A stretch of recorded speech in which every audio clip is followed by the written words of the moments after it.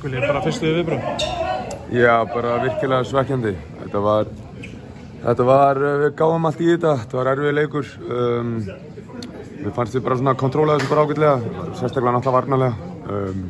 Svona overall bara þangað til að þeir skora. Við náttúrulega fáum 2 dauðafæri.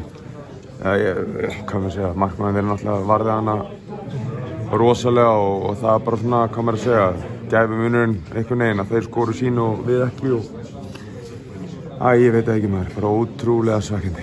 Trúður því þegar þú sást boltinn ekki fara inn þegar að drúpið með? Nei, ég trúði ekki sko, ég veit ekki, ég trúði bara alls ekki sko, þetta var náttúrulega rosalega vaslað hjá honum. En þetta bara svona fótbolti og svona lífið svona. Kemur upp svona hugsun á þessu tímapunkti, þetta kannski í dagur þess að þetta lendir ekki með okkur?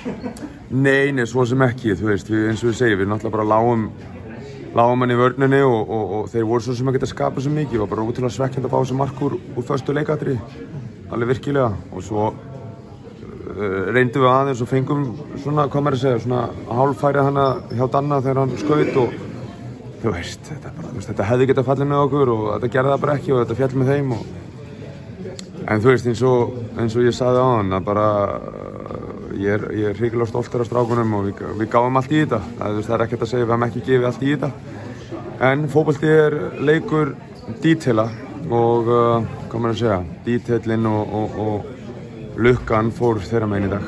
Ísak á hann talaði að settir í 1 dag og svo voru við bara að hugsa England, England eftir 2 ár, ertu það líka?